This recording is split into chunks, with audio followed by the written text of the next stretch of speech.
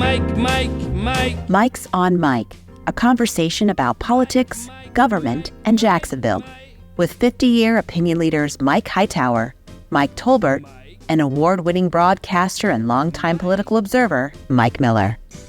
Welcome once again, everybody, to another episode of Mike's on Mike. I'm Mike Miller. Mike Hightower is with us here in studio, and Mike Tolbert is on location, but we're glad to have you with us. So much of the news these days is about Duval County Schools, potential school closings, the thought of selling the school board building, which is on the riverfront, on the south bank of the riverfront downtown, and the upcoming school board elections are just three of the topics we're going to be discussing today with our special guest, a return guest, I might add, and that's school board member Warren Jones. Jones is a former board chairman, served 28 years on the city council. Do you get a 28-year pension for something like that? Because we should if we don't, including 2 terms as president, by the way. Unfortunately, he's in his final days as a board member of the school board because he's termed out of office at the end of the year. But Warren, welcome back to Mike's on Mike. Great to have you with us. Thank you. I have 2 months left on the school board. 2 months left. Wow. Counting down. Well, we wanted to grab you before you left. Yeah, Warren, good. Thank you. But I wanted to just share, Mike Tolbert and I were talking about that. When you talked about he was president of the city council for 2 times, back to back. First time ever, because going back is there was such divisiveness and such partisan BS going on within the city council. That was the only way they would agree to bring Warren, keep him for the second term. First time. Wow.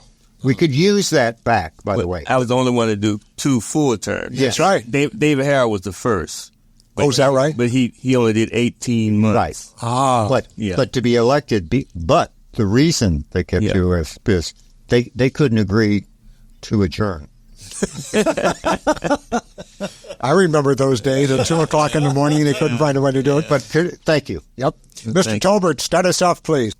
Sure, I'll be glad to. Warren, welcome back. It's always good to see you, buddy. All right, good to see you. Let's begin with the proposed school closings. This is a topic that first came up last April when we learned that several schools were being considered for closing, primarily because of rising costs across the whole system.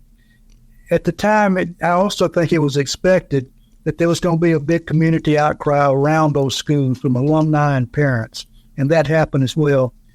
My memory is that Atlantic Beach Elementary was the biggest outcry. It came from there. It seemed to be the most organized. Recently, a list of 6 schools came out that are being now considered for closure at a meeting on November the 4th. I have 3 different questions I want to pose to you. Okay. The first is Atlantic Beach Elementary not being on that list a sign of the squeaky wheel getting the grease? The second is remind us why it's so important, why this is happening. Why are we closing schools? Is it because of the cost of the soaring cost of construction, and there's not enough money with the penny sales tax to pay for it all? Or is it because parents are taking their kids out of public schools and sending them to private schools and charter schools? Or is it both of those?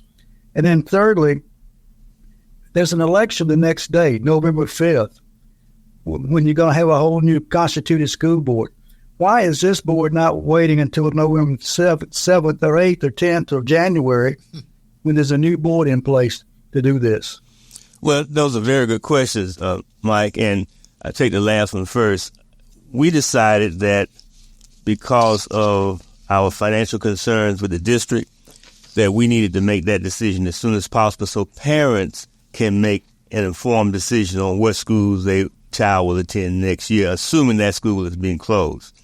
First of all, let me thank the voters for approving that half penny, because without that, we would not be able to build and renovate and reduce the backlog of repairs that we are doing now. Duval County never had impact fees. We didn't have a sales tax at that time. So this is very important, and I just want to thank them for doing that.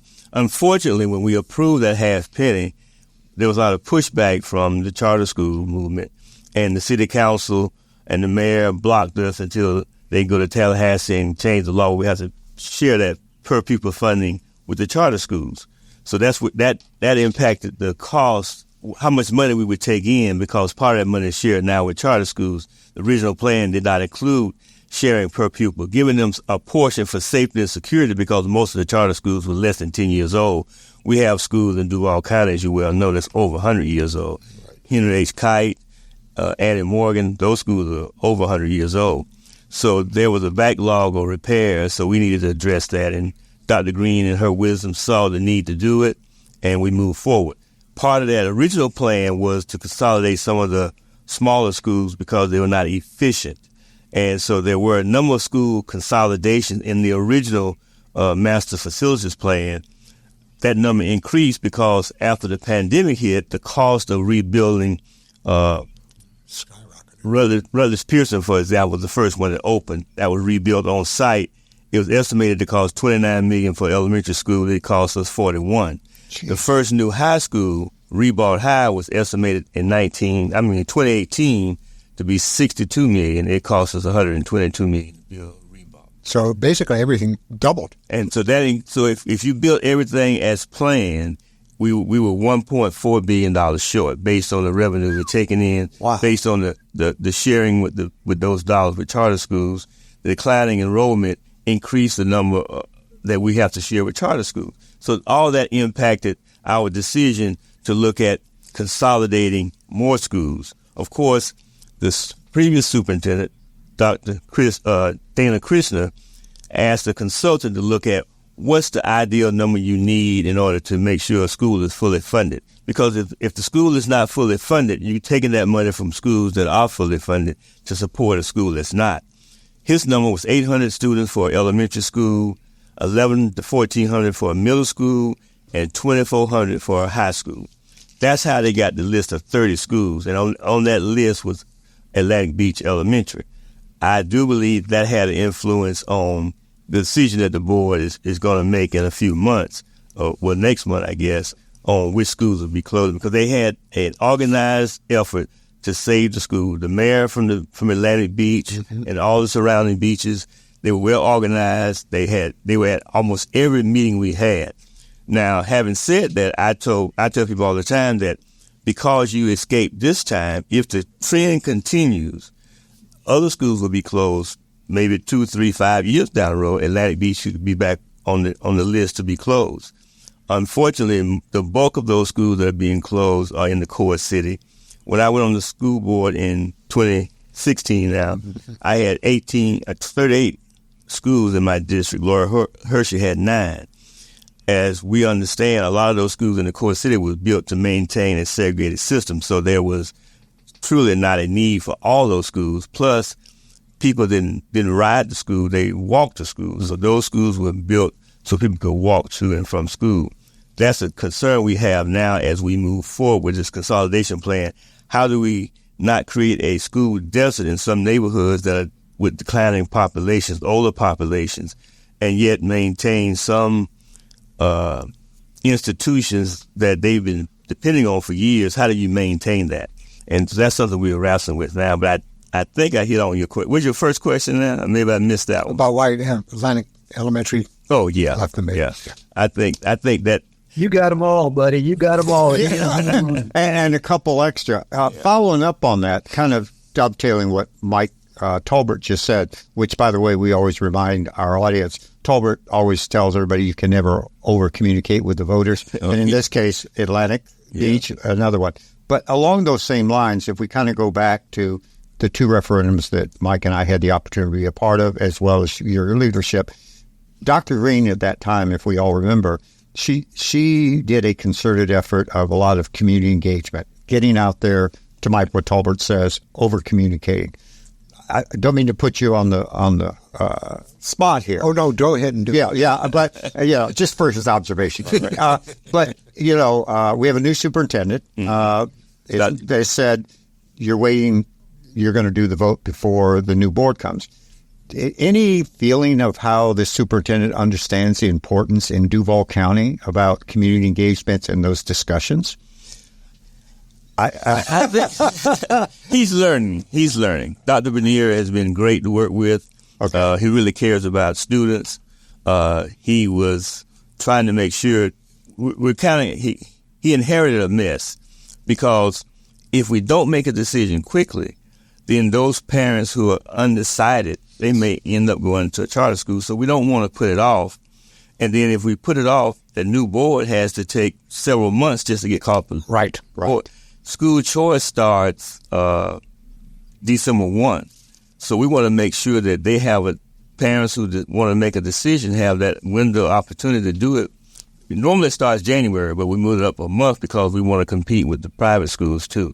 We're losing students to that. To talk about that, just for clarification, when you say make that choice, is that for this year they can move, or is it for next year? For next school year. Next school year. Yeah. Wow. So they're right into it. They're just getting started now. I know that from Sue. Right. So they're already having to think about next year. Yeah.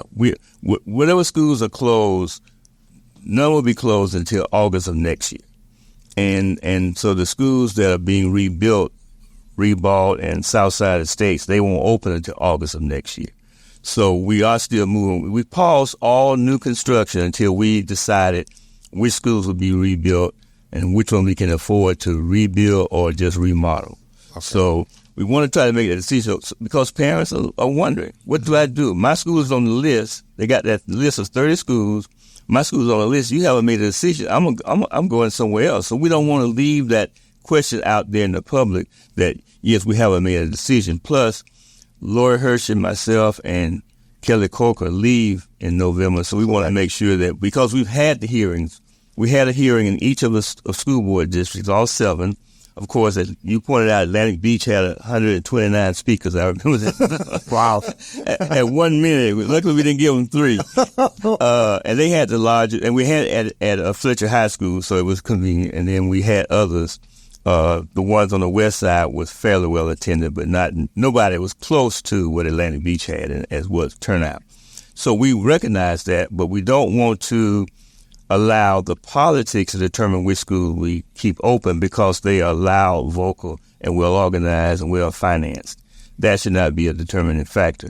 And to keep all A schools open would not be fair because some schools can't be difficult to be an A school because of the population they serve. Yeah. Just to follow up a little bit, if you don't mind, the schools, when you have these closings, going back, because Mike was particularly in both those referendums, one of his things was about the money. And of course, it's double that. And questions and stuff. But with the schools closed, the ones when there's a consolidation, will those schools that will end up being consolidated, will those schools be on the priority list for the money that is remaining from the penny? The schools that are remaining that are being consolidated. Right. We consolidate in the school that's in the best condition. Okay. So that reduces that, whatever that facility condition index says, if it's real high at one school and low in the other, we close the one where it's highest so we don't have to worry about paying that expense. Okay. Operational savings are also part of consolidation because you don't need 2 principals, you don't need 2 vice principals. So there's an operational savings plus the capital improvement savings from the half penny that we, of course, can't build all schools we wanted to rebuild because of the cost of construction. Let me jump on top of that and ask the question then, when those schools, if and when those schools do close, will the school system then sell those facilities to the private sector, and will that be revenue that would go back into the system? That's the intent.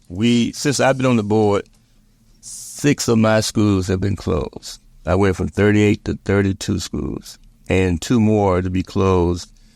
We've already voted to close 2 more August of next year, but 2 were put on pause because of we hadn't decided whether to rebuild Pickett Elementary as a K-8 or as elementary. So S.A. Hull and Reynolds Lane Elementary will consolidate into the new Pickett Elementary School when it's completed, probably August of 2026 and not August of 2025. So there have been a number of schools been closed with Brentwood Elementary. It was donated to the library board because they want to close the small Brentwood library. Oh, right. Big one. West Jacksonville Elementary School on Commonwealth in my district, we had a community meeting. They wanted and they hated to see them lose the school, but in spite of that, they were willing to allow us to ask the city to make it a community center, and that's what's happening there. With Lake Forest, it was closed before I got on the board. It was sold to Ability Housing to place workforce housing. Okay. 20% of the housing reserved for DCPS employees. You have cafeteria workers. You have bus drivers. Sure. We have a number of employees who don't make a lot of money. Yep. And when I got on the board, the paraprofessionals only made $7 an hour. We did get up to $15 because we couldn't keep in those positions filled at $7 an hour. I think probably you were going there is because of affordable housing and the opportunities that were you were in. Yeah, and most of the schools are located in residential neighborhoods, so that's a challenge because we got a lot of pushback at Lake Forest because they wanted they didn't want apartments, they wanted single family homes. Single families. Okay, speaking of selling properties, if we can, let's talk about the potential relocation of the school board building itself on the South Bank. Earlier, the board considered and rejected 6 different locations, apparently, that were put in front of you. Now the new superintendent, Christopher Bernier, says that he wants to find a real estate firm to sell the school board building. Arguments for and against moving include the land, of course, that the building is on is very, very valuable. It's on the river. It's on the South Bank. It's a beautiful piece of property. And on the other hand, moving 600 employees out of downtown is also a pretty high price to pay. Catch us up on that. Where are we in the process? What do you think the board is leaning towards doing? Selling and moving or staying put? Well, I can't speak for the board. The board that we're on now was approving a resolution asking the superintendent to look at selling the building back in 2020. Laura Hershey authored that letter, and the superintendent moved forward. Unfortunately, the proposals we received, in fact, the initial invitation to negotiate included all the properties that we wanted to get rid of. The one at the Kroger Center, we have some on King Street. We wanted to sell it all, but all the focus was on the headquarters building. Unfortunately, when it came down, we couldn't afford in good conscience to go with either one of those proposals. One, because the JTA proposal we couldn't afford. The Florida Blue proposal would require us to use operational dollars, which means those dollars coming out of the classroom. We can't use capital dollars. That law was just amended this past session where now we can use capital dollars for rent or leasing a building or headquarters. Prior to July 1 of this year, we couldn't do that. So most of us agreed, not all, but the majority of us agreed that the cost of relocating at that time would benefit the city because they would receive increased revenue because it'd be redeveloped. But, of course, we don't set our millage. The state does. So the required local effort would determine how much we would get, and we wouldn't get nearly as much as the city would. For some reason, something is speaking in the back of my mind that I recall from years ago when this was discussed, that building was actually owned by a trust or something, and that they said they couldn't sell it because they couldn't get permission from the trust to be able to. I had never heard that. Okay, then and to give you a little speaking to me, that shouldn't be, I guess. Give you a little background. Former Mayor Garbo pointed out to me that the reason the school board building was built there in 1980 because nobody wanted to be next to the South Side generating. Correct. Now, everywhere was that was kind of a buffer, just like with City Hall. Nobody wanted to be next to the shipyards. That's right. Street, so they built a City Hall and the courthouse there. Right. So things changed, and now that property is very expensive. And the superintendent, to his credit, says he wants to get the best price, but he doesn't want to. He's not committed to downtown. I would not support relocating to anywhere other than downtown, but of course I won't be on the board when that happens. But I felt like that those 600 employees need to remain downtown. There are plenty of office buildings that are available downtown. The question is, how do you structure a deal that the school board can agree to that will work both for the school board and for downtown development? 600 employees is a good size. It's a good size. Yeah. I mean, and all the people, I mean, that has an impact. Yeah. Particularly where they are now. And the frustrating part for me is the school choice office where parents go to select the school they want to go to is out off Beach Boulevard in Kroger Center. It should be downtown. Wait a minute. It's not in the building? No, and parents come there. I can't tell you how many people I've met leaving the office that will had sent downtown because they wanted to select a school for their child to go to. Wow. And we got to send them out to Beach Boulevard. That's not good customer service. We're in competition with the charter schools and the private schools. We don't need that. Having them somewhere downtown that's central where people can park the car and walk in their office is critically important to maintaining and providing that service that our parents desperately. I almost I got to beg the question because where I met Warren a gazillion years ago when my third year at school, or your lovely wife, when we were on Liberty Street. Now that you say that we have to go down to the Koger Center, is there any other of the offices or facilities within the school system that we've got in other parts of the city that need to be in one spot? Yeah, that was part of the original plan to bring them all to one location and reduce, because I mean, if you got to go, even the staff when they come to meetings down the school board building, that's 15 minutes they're getting in their car driving to the office. 15, that's 30 minutes a day they're spending just going back and forth between offices. So having them in one location benefits everybody, I think. Yeah, Warren, thank you for pinning the blame on my buddy Jake. I don't really blame Herb Singh. I don't blame Herb Singh for putting that building there in 1981 as a vanity project in itself. He just told me why. There seems to me that what we know about the sale is more, it's like the tip of an iceberg. We know a little bit, but we don't know a lot. And it looks to me like this thing is further along than we might have thought. I know that you've issued an invitation to negotiate for a building of the future. You have a price tag of $12 million to $60 million, and it specifies that they want a boardroom, a lobby, and an up-to-date wireless technology. My question is simply this. Is this more a matter of where and not if and when? I think so. It's inevitable that eventually we will move off the river. I think the current board wants to get off the river, but we want to do it at the right price. We don't want to pay a penalty, and having very limited resources, we have a very tight budget this year. We laid off 700 and some, we surplus 700 and some employees. Most of them we've been able to find other jobs for, and we're looking at a tough budget year next year. So we don't need to spend extra dollars that we don't have in order to balance the budget for next year. So we don't want. That's why the vote was 4-3 to stay where we are right now. We'll see what the new board decides. The superintendent wants to get the most bang for his bucks. He wants to do it professionally, hire a realtor to give us a price on what the building is worth, and then market that to see what we can get. From a political perspective, Warren, as you folks are trying to sell this to the community, I think what you pointed out, frankly, about the Southside Generating Station is important to recall because a lot of people question these days and have for a long time, why in the hell did they put that school board building on the river down there? Yeah. And this is, this has been a question that's been going on and on and on for years. This is not a new subject.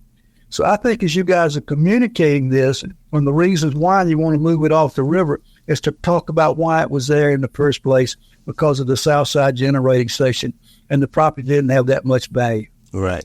And I've tried to emphasize that in most of the meetings, workshops we've had. I said, we're here. There's a reason we're here, and that's because we wanted to buffer development to, I guess that's to the north of the school board building from the Southside Generating Plant. That it really, Warren, on what Mike has just said, I again, giving him credit because he always talks about you can over-communicate. But when you think about from that time of 1981 to now, and you think of the people who have moved to Jacksonville who have no institutional knowledge, and let's be honest, there's a little bit of cynicism about government or where they're not efficient or effective and those kind of things. My first initial reaction is almost every meeting, hopefully the new board who's going to make these decisions will be their opening statement, what Mike Tolbert just said. Before we start talking about why we want to move, let's tell you about why we got there, how we got there. Yeah. Because otherwise, if they don't have a sense of context, they're going to say, well, then we're not being efficient like we did before. And I think that's really important. And also not to have people believe that we're using the sales tax revenue to move. Or the 2 referendums. Yeah, that's right. And so to go back to Mike's point, I'm hoping that this new board, they ran for office, I'm hoping that they're going to pick up on what you personally and what some of the superintendents have had is go out there and have these community dialogues, as the Jaguar said, community huddles, whatever it's going to take. Because when you look at who's paying the bills, who's paying the taxes, it's not the people, as Mike Tolbert said, that were here in 1981 when they made the decision to move it. And I just think you got to look at the population, the voting population. And that may be helpful, especially having a superintendent who's not from here, who's still learning. We were in a meeting recently, and somebody said, well, we was talking about hosting a Council of Great City Schools here, bring 1,000-something people for a conference.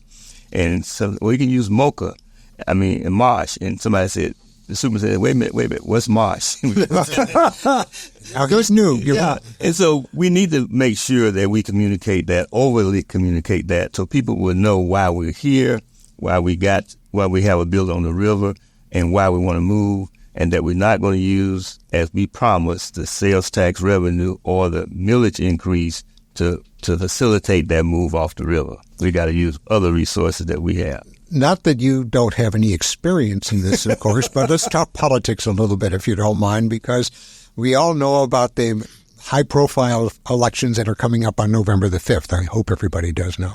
But nevertheless, one of the more important local elections that we're going to be watching is for this gentleman's district, District 5 in the school board, rather. You've got 2 candidates who are running for your position, right? Is that correct? Originally 3, but 1 got eliminated, right? Hank Rogers and Reginald Blount. You want to make some news here today and tell us, are you endorsing one of them? I've already endorsed Hank. I encouraged him to run. He and I ran for school board in 2016, and there were 4 of us in the race. And after the election, I won, and I noticed Hank was still very much involved in the schools throughout the district, especially those struggling schools. He works for I'm a Star, and they are charged with helping our students improve their graduation rates, get into college. So I said, well, this man is really involved. He needs to stay involved, and he has the experience. Yeah. And so I encourage him to run again. Good. Well, speaking of the elections, there's an amendment which nobody seems to be talking much about. They should. We're talking about number 3 with marijuana, number 4 with abortion, but we're not talking that much about Amendment 1. Right. Amendment 1 is a very important amendment to concentrate on, because we would take the tradition of nonpartisan school board elections and make them partisan. Yeah. Where are you on that? I oppose that. I think that it's very important that we take the politics as much as possible out of school board elections. And unfortunately, it has become political. And some people say, well, it's already political, but it's not overtly political. But with a small p. Yeah. It's not a capital E. But that opens the floodgates. Oh, yeah, it does. It does. Everything becomes political. I'm not going to support this because my leader in Tallahassee, my leader in Washington, D.C. doesn't want me to support it. We have to serve, as Stan Jordan says, every child who walks through that door, we have to educate. Yeah. And we get kids back all the time from charter schools because they can't provide the services that's especially ESE students. They can't provide the service, or they're not performing to their standards. So we have to take those children. And irrespective of their lot in life, if they're homeless, we got to provide transportation. We have to educate every child. I'm going to follow up with one other question. And I don't want to get too political here, but one of the 2 presidential candidates has said that if elected, they would do away with the Federal Department of Education. My question has been, how would that impact local school systems if all of a sudden there wasn't a Department of Education in Washington that oversees the entire nation's educational system? Well, you wouldn't have that oversight, that influence to make sure that every child gets a quality education. Even former President Bush talked about every child should be educated. And who oversees that? Who carries out that mandate that every child deserves a quality free public education? And without that oversight, without the influence of the federal government, we have to report to the federal government, Department of Education today. if a school may be an A school, but if a subgroup of those students are not performing well, we have to have a plan to improve that subgroup. It's a mandate from the feds. From the feds. Okay.